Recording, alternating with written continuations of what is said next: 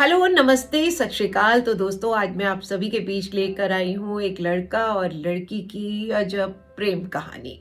इस कहानी में इमोशन है, ड्रामा है, प्यार है, तकरार है। अरे अरे, मैं कोई फिल्मी कहानी नहीं सुना रही। ये कहानी है घर घर की।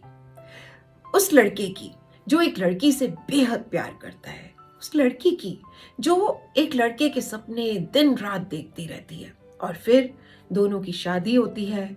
कुछ टाइम, कुछ सालों के बाद उनके सपनों का महल धराशायी हो जाता है।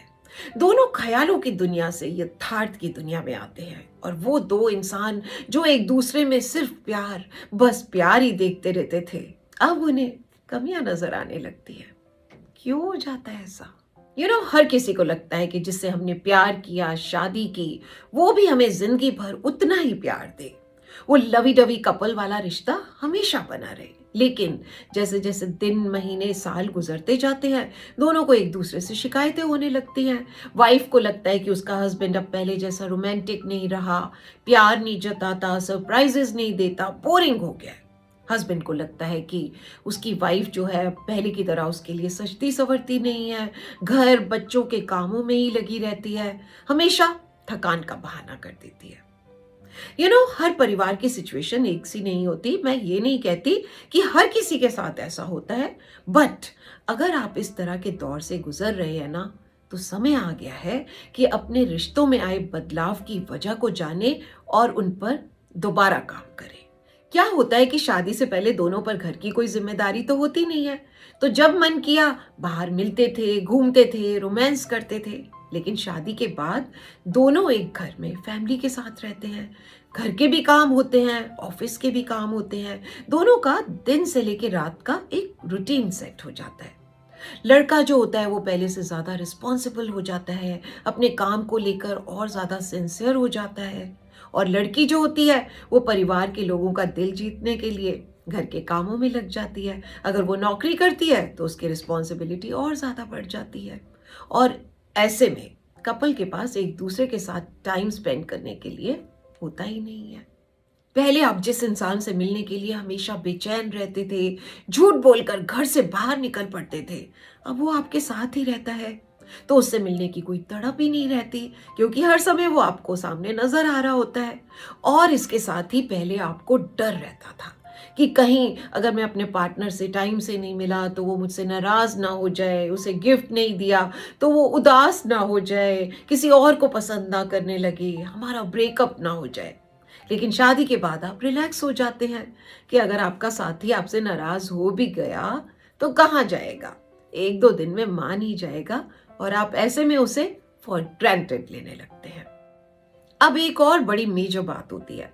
कई बार पति को लगता है कि वाइफ जो है उसके घर वालों के हिसाब से रहे, उनकी हर बात माने।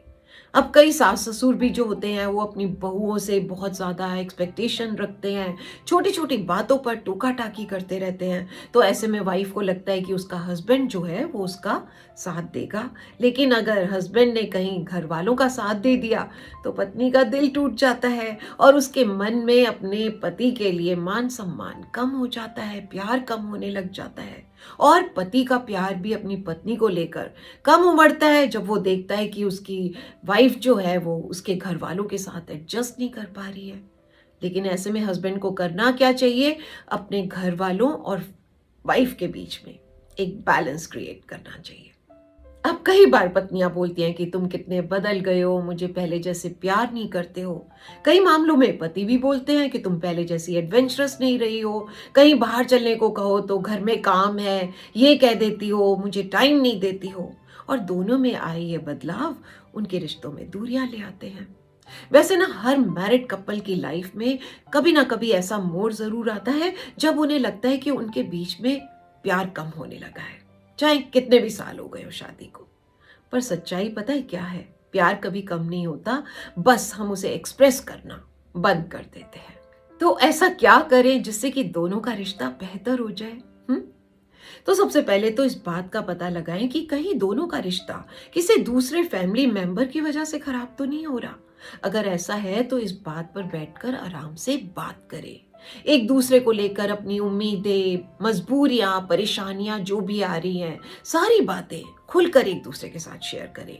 बिना झगड़ा किए, बिना बहस के, बिना ऊंची आवाज के, शांत मन से कोई बीच का रास्ता निकाले। हस्बैंड को समझना होगा कि उसकी वाइफ अपने मायके को छोड़कर उसके लिए आई है, तो किसी भी मुद्दे पर उसको अकेला छोड़ टोटली घर वालों की तरफ हो जाना ठीक नहीं है।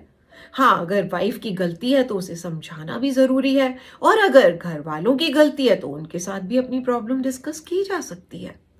और इसी के साथ-साथ वाइफ को भी समझना होगा कि वो तो अपने हस्बैंड की लाइफ में अभी आई है, बाद में आई है, घर वाले तो उसके जन्म से ही हैं। तो अगर पति का दिल जीतना है तो उसके घर वालों के साथ में एडजस्ट करने की कोशिश तो करनी ही होगी।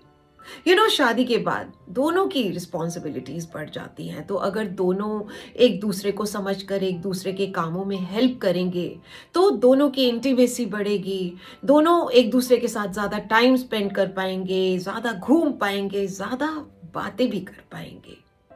मैं फिल्म कभी अलविदा ना कहना कि मिस्टर अमिताभ बच्चन की ये स्पीच कभी नहीं भूलती हूँ।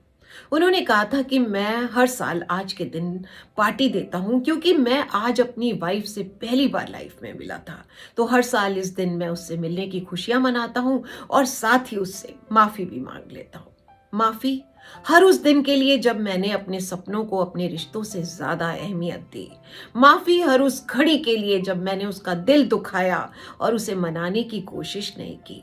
माफी उन अनगिनत लम्हों के लिए जब मैं उसे कहना भूल गया कि मैं उससे कितना प्यार करता हूँ, यही सोचकर कि ये कहने के लिए मुझे बहुत वक्त मिलेगा, लेकिन मैं गलत था क्योंकि उसके जाने के साथ ही वो वक्त भी चला गया। इसीलिए मैं कहता हूं कि वक्त का मतलब होता है अब।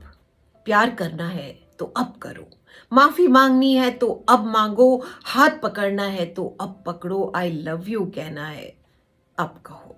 वो हर काम दोबारा अब करो जो शादी से पहले भी करते थे। एक दूसरे की तारीफ करो, रोमांटिक लाइंस बोलो, साथ में घूमने जाओ, एक दूसरे को सरप्राइज दो, फिर देखो कैसे आपका रिश्ता यूं ही महक उठेगा। आज के लिए बस इतना ही। मिलते हैं फिर से ब्रेक के बाद कुछ और प्यारी प्यारी खट्टी मीठी दिल की बातों के साथ। तब तक हंसते रहे, मुस्कुराते रहे, गुनगुनाते रहे, एंड प्लीज चैनल को सब्सक्राइब करें ना अगर अभी तक नहीं किया है। लाइक, कमेंट एंड शेयर करें और अपना बहुत सारा ध्यान रखें। Love you all.